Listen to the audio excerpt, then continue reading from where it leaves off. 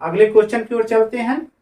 Question है, यदि ए की आय बी की आय से 20% कम है तो बी की आय ए की आय से कितना प्रतिशत अधिक है।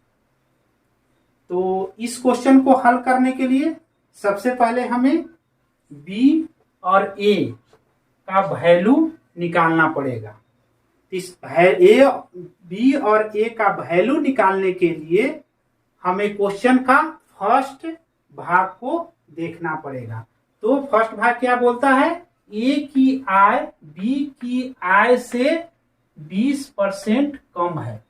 तो पिछले क्वेश्चन में हम बताए थे कि जिस क्वेश्चन में चाहे जिसके साथ का और से लगा हो वह प्रारंभिक मान होता है और उसी को हम लोग x, y या 100 मानते हैं।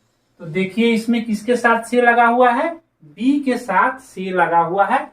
तो b ही इस क्वेश्चन का प्रारंभिक मान है, उसी को हम लोग मानेंगे। x मानिए, y मानिए या 100 मानिए, हम लोग इसको 100 मानेंगे।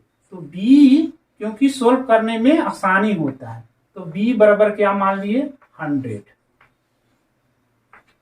100 मान लिए। तो a बराबर कितना होगा, a बराबर, तो a कह रहा है कि b की आय से 20% कम है, यानी कि 20% कम है, यानी कि 80% है, यानी कि 80% है। a की वैल्यू b की वैल्यू से जो है 20% कम है, यानी कि 80% है। तो हमें क्या करना पड़ेगा, b की वैल्यू कितना है, 100, तो इसका हमें 80% निकालना पड़ेगा। तो 80% जब निकालेंगे इसका तो इसका वैल्यू कितना आएगा, 80 आ जाएगा। तो हमें क्या होगा, b का वैल्यू भी निकल गया और a का वैल्यू भी निकल गया। तो अब क्वेश्चन के सेकेंड पार्ट क्या बोलता है, बी की आय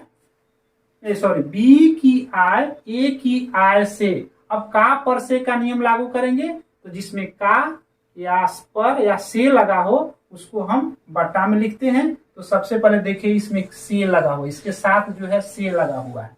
तो ए की आय बिना सोचे समझे उसको बट्टा के हर में लिख देंगे। तो ए की आय, ए की वैल्यू कितना है, 80, तो 80 को बिना सोचे समझे इसको बट्टा के हर में लिखेंगे। अब क्या बोलता है, अब देखिए इसमें कितना प्रतिशत अधिक है। तो जिसमें भी कम, पिछले क्वेश्चन में बताए थे, कम या अधिक या वृद्धि अगर हो तो उसका मतलब होता है अंतर। ये आप लोग हमेशा याद रखिए। तो दोनों का अंतर कितना है, 20 है। आप लोग 20 और परसेंटेज ज्ञात करने के लिए बोल रहा है तो 100 से मल्टीप्लाई कर देंगे। अब इसमें काट देंगे 1 और ये 4 और इसको काटेंगे तो ये 25, यानी कि 25% हमारा आंसर होगा। यही फाइनल आंसर है।